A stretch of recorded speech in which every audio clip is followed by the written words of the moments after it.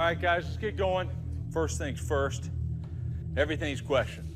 I forgot how to coach. You know, oh, hell, the players don't respond to regs. He doesn't know what he's doing anymore. So that puts a massive chip on my shoulder. Every one of us in here has something to prove. You know, nepotism. Rob, the only reason Rob's here because of nepotism. Really? Okay. We all know how good a coach he is, but maybe the rest of these people don't. But they're going to find out, aren't they? People are going to see. They're going to see who the hell the Buffalo Bills are. The best revenge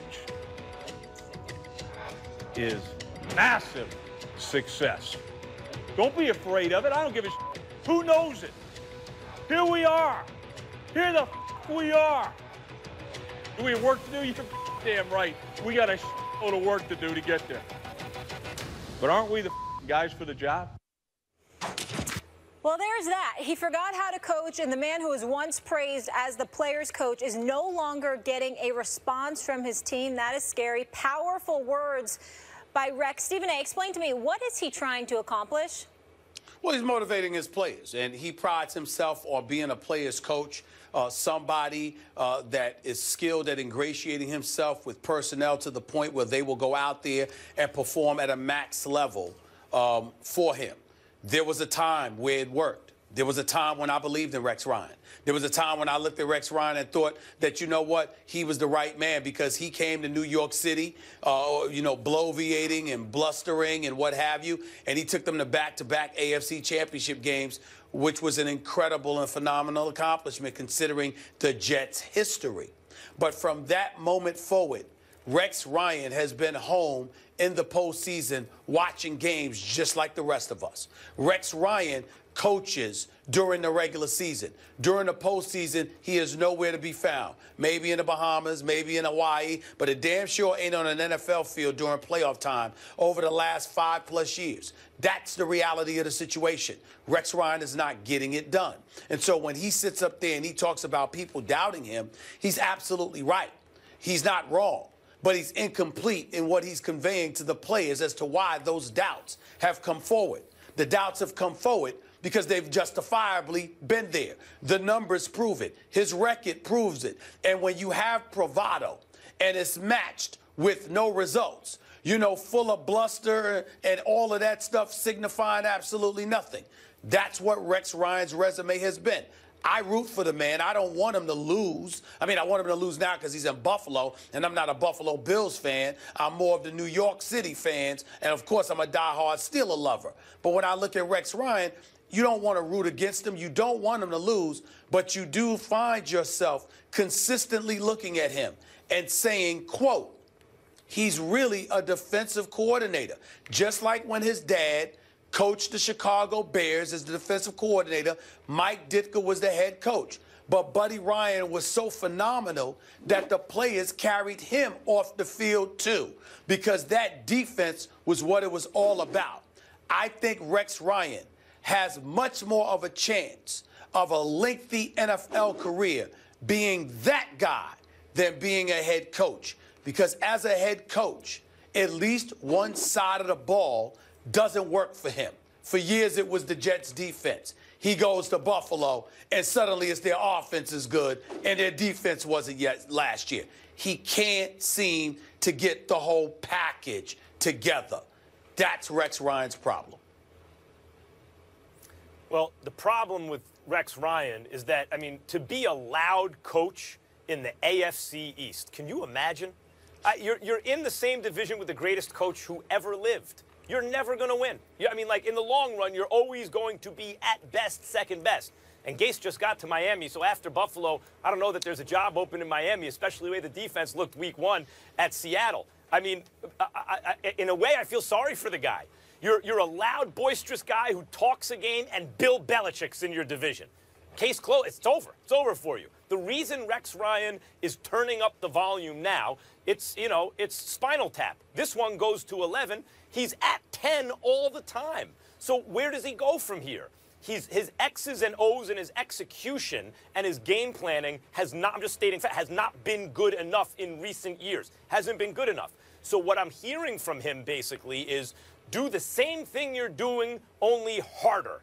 And the thing about football is at times that can actually work. It's an adrenaline sport. It's a full contact sport. If you win at the point of contact on the line of scrimmage, things like that, the team is a little extra motivated.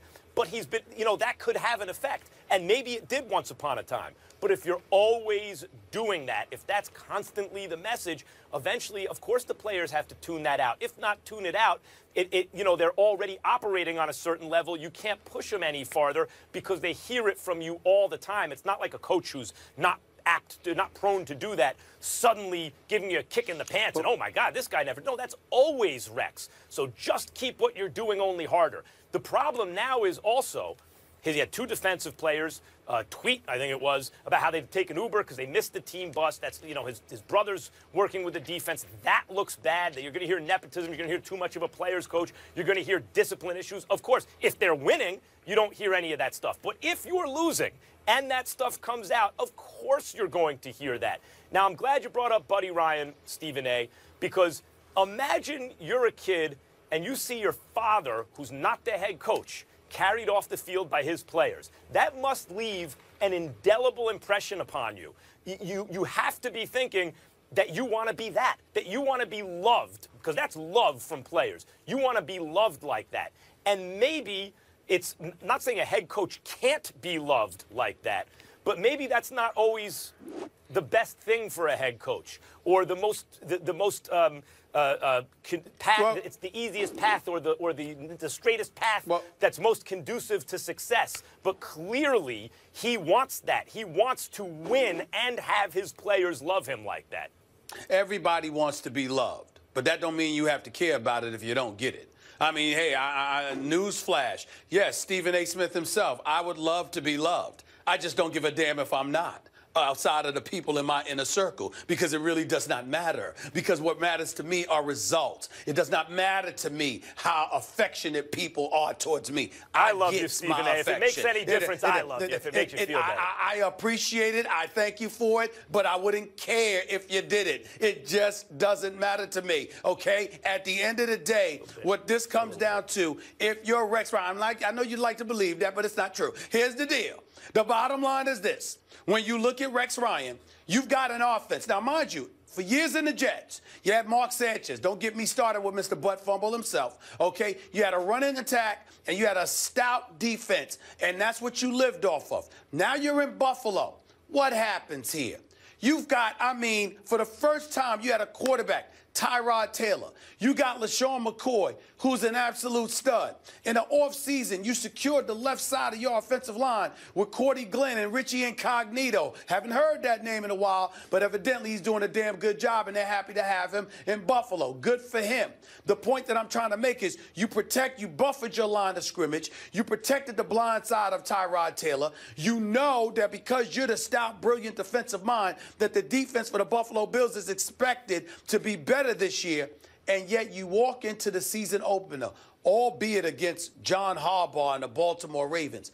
You walk into the season opener, and you've got Tyrod Taylor, and you've got LaShawn McCoy, and you score 7 points, and obviously Tyrod only passes for 111 yards. Sammy Watkins wasn't 100% healthy. Had that foot injury, is expected to play tonight. We understand they're listing him as probable. But in the end, what it comes down to is that there always seems to be a problem in one area or the other with Rex Ryan's team. He never seems to have it all. You brought it up, Stephen A. You brought it up. What quarterbacks has he had to work with? We'd like Tyrod Taylor to be the real deal. He seemed at times last year to be the real deal, but we don't know yet if he's going to stick consistently as an excellent NFL quarterback. If I had to bet money, I would bet on Tyrod Taylor. But the track record isn't totally there. And other than that, who has he had? He really hasn't had a stud quarterback. So that can go a ways towards stunting your defense. Your offense. Yeah, you don't have a guy but that's not the point. You don't really have a guy to pass the ball. Yeah, but that's not the point. The point is Rex Ryan seems to have messed up in a myriad of ways over the last 5 years. Offense one day, defense another, quarterback 1 year, defensive line another. There always seems to be something with this guy as the head coach. But the only thing he's consistent about is winning headlines. That's the bottom line. Yeah, that's true. By the way, Revis and Watkins matchup. Where's Revis Island? Is Watkins going to be 100%? Will he, in fact, play? If he does, how successfully? What will it mean if Revis is on? It's interesting. Matchup within the matchup. For the record, Jets are favored by 1. And Stephen A., you're starting to grow on me a little bit. We want you, just kidding. You saw the interview I did. It was all love. We want you guys to weigh in at home on who you got tonight, Jets or Bills. Go on to the First Take Twitter page and vote. We'll have those results at the end of the show. First Take is presented by Bass Pro Shops. Your adventure starts here. And in part by Geico. 15 minutes could save you 15% or more on car insurance. You are going with Max Kellerman? It's a great schedule, by the way, because a lot of evenly matched good matchups. Great Dolphins schedule at Seattle. I like Seattle at home as a lock. What about you, Molly? I'm going Seattle at home, too. Little alley-oop pass to the back corner. Nick Baldwin. Touchdown, Seahawks. Touchdown, Seahawks. I'm rolling with the Kansas City Chiefs at home over the San Diego Chargers. Smith will keep it. He dives for the end zone. He's got a touchdown. Kansas City in one of the greatest comebacks in Chiefs Kingdom history. Oh, that was close. We are live by the skin of our teeth. This week, I am rolling with Cam and the Panthers to rebound after last week against the Niners in Charlotte. Max, who you got? You're cribbing my notes again, are you, Molly? Stop it. I went first. Interesting. After success in week 1, look, the Carolina Panthers are not going to go 0-2 on the season. Hosting the Niners, whose starting quarterback is Blaine Gabbert, not going to happen. Panthers, a lock. Stephen A.? I don't even understand why y'all are asking me this question. This is a complete waste of time. I think y'all should be embarrassed for picking anybody other than Seattle. Who are they playing? The Legion of Boom against Case Keenum? Really? There's an actual discussion here?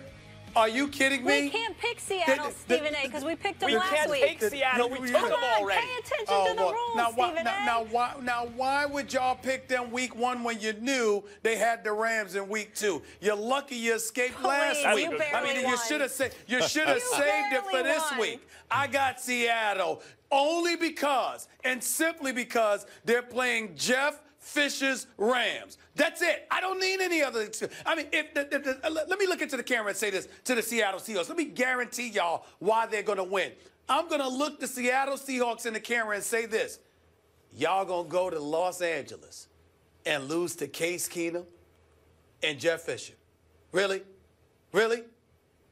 That's all I got to say. Mark, what do you think of our picks? They heard me. Okay. They heard me. I think play them tough. Yeah, I think first, I love the Carolina pick. Thank you. As we sit here and talk That's on why a consistent Max copied me. right, as we sit here and 2 weeks talk in a row. on a consistent basis about player safety being the #1 priority of this league. And then we go late night, Right. Monday Night Football. San Francisco plays that game against the Rams on 5 days rest. They fly clear across the country to play a team that's been hanging out for 10 days. They're fresh and ready to hunt. Nothing says player safety better than that. Okay, I'm going to go off the map here. I'm going the Lions. Lions playing at home. They've been playing really well. Yeah. 6-2 to finish the season last year. Won a game in Indy last week. I think the Lions beat the Tennessee Titans. Okay. Matthew Stafford certainly aired it out. Let's go to the game tonight, though, guys. We asked you earlier in the show, who do you have tonight, Jets or Bills? The results are in, saying that 60% are rolling with the Jets. Mark, I know who that's. You were taking them as well. Max, what do you think? Did the followers get it right? Jets winning? They got it right. People know what they're looking at. Look, let's see how good Baltimore is this year. But we know the Bengals are a good team. And watching the Jets play the Bengals and lose close, they were a more impressive football team week 1 than the Bills were losing to the Ravens. Even though the Jets were at home and the Bills were on the road, the eyeball test, the Jets look better than the Bills. I got the Jets. I got the Jets tonight. I'm attaching the level of urgency to them. I think they're a better team. They're a more complete team. But Todd Bowles and particularly Ryan Fitzpatrick, who's 1-8 against Rex Ryan, has got to step it up. And Brandon Marshall cannot drop pivotal passes in the fourth quarter when you're trying to position yourself for a game-winning drive or field goal in this particular instance. You've got to make those catches. You're a number one receiver, potentially a future Hall of Famer. You have to show us. Stop dropping these kind of passes. I believe he will stop. I believe he will show up big time. I believe they will respond to the challenge. And I'm picking the Jets to win this game 24-20. I love Max's eyeball test because I'm going with that same eyeball test. And I'm telling you, as I broke this film down, I think it was Monday that I broke that film down, I made several trips to the bathroom because I got sick watching the Jets and watching that defense absolutely destroy a great offensive line for the Cincinnati Bengals. That was men amongst boys. It was frightening for me as a former offensive lineman. I was absolutely ill in my stomach. What they did to that Cincinnati front was, I mean, there are people spending 5 to 10 in the state pen that did less to get there than what the Jets did to the Cincinnati Bengals up front. It was embarrassing. No question. And tomorrow, guys, guess who's here? Who? Terry Crews. Really? Guess who else is here? Who? Mark Schlereth. Former Redskin. Are you guys going to Molly, have a gun show right here? Yeah. Molly, yeah. I want to congratulate Ted Cruz because obviously he elected acting over playing for the Rams. I'm very proud of him. I'm very proud. Terry Crews there on that. President Camacho. Ted Cruz, you weren't giving love to. Ted Cruz has never played anything. Sorry, Bills Mafia. No love. We'll break it down tomorrow. This is First Take.